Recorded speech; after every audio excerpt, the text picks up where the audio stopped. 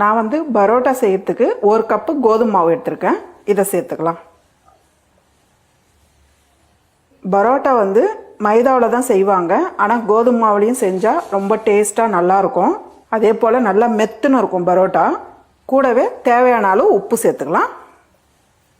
ஒரு 1/4 ஸ்பூன் அளவுக்கு சர்க்கரை சேர்த்துக்கலாம். பரோட்டா வந்து சர்க்கரை சேர்த்தமா கலர் வரும், அதுக்காக தான். கூடவே 1 ஸ்பூன் அளவுக்கு எண்ணெய் சேர்த்துக்கலாம்.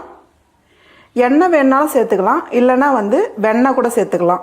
இதெல்லாம் சேர்த்து ஃபஸ்ட்டு தண்ணி சேர்க்கறதுக்கு முன்னாடி நல்லா கலந்து விட்டுருங்க. சேர்த்த உடனே தண்ணி சேர்க்காதீங்க. இதை போல் நல்லா கலந்து விட்டுடணும். அப்போ தான் வந்து பரோட்டா வந்து ரொம்ப சாஃப்டாக இருக்கும். அதே போல் சப்பாத்தி மாவு பிசைஞ்சால் கூட இதை போல் தான் பிசையணும். பாருங்கள், இந்த அளவுக்கு நல்லா கலந்து விட்டுருங்க. இப்போ வந்து கொஞ்சம் கொஞ்சமாக தண்ணி சேர்த்து பிசைஞ்சிக்கலாம். தண்ணி அதிகமாக சேர்த்துறாதீங்க, பார்த்து சேர்த்து சப்பாத்தி மாவு பதத்துக்கு வரணும். ரொம்ப கெட்டியாக இருக்கக்கூடாது. பாருங்கம்மா, இந்த அளவுக்கு வந்து நல்லா பிசைஞ்சிடணும். கெட்டியாக இருக்கக்கூடாது, இந்த அளவுக்கு லூஸாக இருக்கணும். இப்போ வந்து ஒரு 10 நிமிஷம் நம்ம அப்படியே மூடி வைக்கலாம். 10 நிமிஷம் ஆயிடுச்சு, நம்ம பார்க்கலாம். பாருங்கள், 10 நிமிஷம் ஊறினதுனால மாவு வந்து நல்லா மெத்துன்னு இருக்குது பாருங்கள். இப்போ இது எடுத்துடலாம். இப்போ பூரிக்கட்டை வச்சுக்கலாமா? பூரிக்கட்டையில் மாவு சேர்த்துட்டு நல்லா இப்படி ரோல் பண்ணிவிடுங்க. இந்த அளவுக்கு நல்லா ரோல் பண்ணிவிடுங்க. இப்போ வந்து இதை நம்ம பீஸ் பீஸாக கட் பண்ணிக்கலாம். ஒரு சப்பாத்தி மாவு பதத்துக்கு கட் பண்ணிடணும்.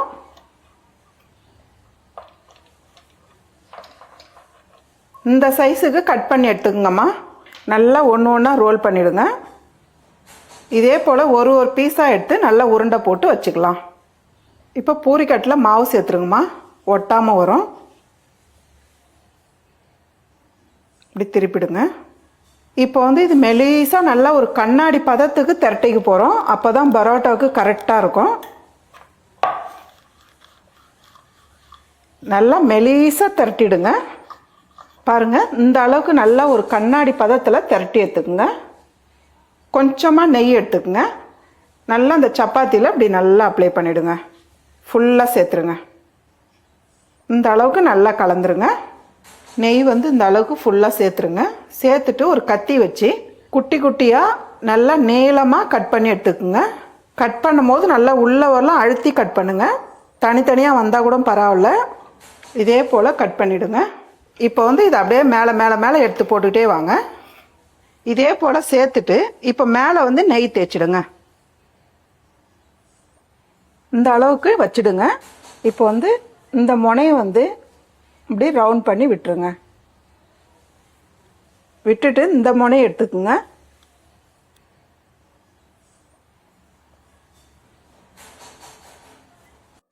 அப்படியே ரவுண்ட் பண்ணிக்கிட்டே இருங்க.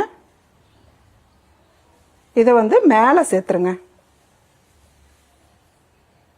அவ்வளோதான். இப்போ வந்து கையில் இப்படி ப்ரெஸ் பண்ணுங்க.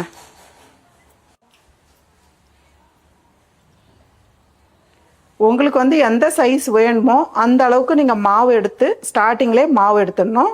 நான் வந்து மீடியமான சைஸ் தான் மாவு எடுத்திருக்கேன், அதனால சின்னதாக தான் வரும். இந்த அளவுக்கு பரோட்டா தட்டிங்கம்மா. இப்போ வந்து ஒரு பரோட்டாவாக தட்டி எடுத்து வச்சுக்கலாம். இப்போ தவா வச்சுக்கலாமா? தவா நல்லா சூடானதும் கொஞ்சமாக எண்ணெய் சேர்த்துக்கலாம். பாருங்கள், எண்ணெய் நல்லா சூடானதும் நம்ம திரட்டி வச்சுருக்க பரோட்டாவை சேர்த்துக்கலாம். அடுப்பு தீ வந்து மீடியமான அளவில் வச்சுடுங்க, ரொம்ப ஃபாஸ்ட்டாக வைக்காதீங்க. சேர்த்துட்டு மேலவே லைட்டாக எண்ணெய் சேர்த்தா போதும். இந்த அளவுக்கு சேர்த்துட்டு ஒரு பக்கம் நல்லா வெந்து வரட்டும். நம்ம சப்பாத்தி திருப்பி விடுற மாதிரி தான் திருப்பி திருப்பி விட்டுக்கிட்டே இருக்கணும்.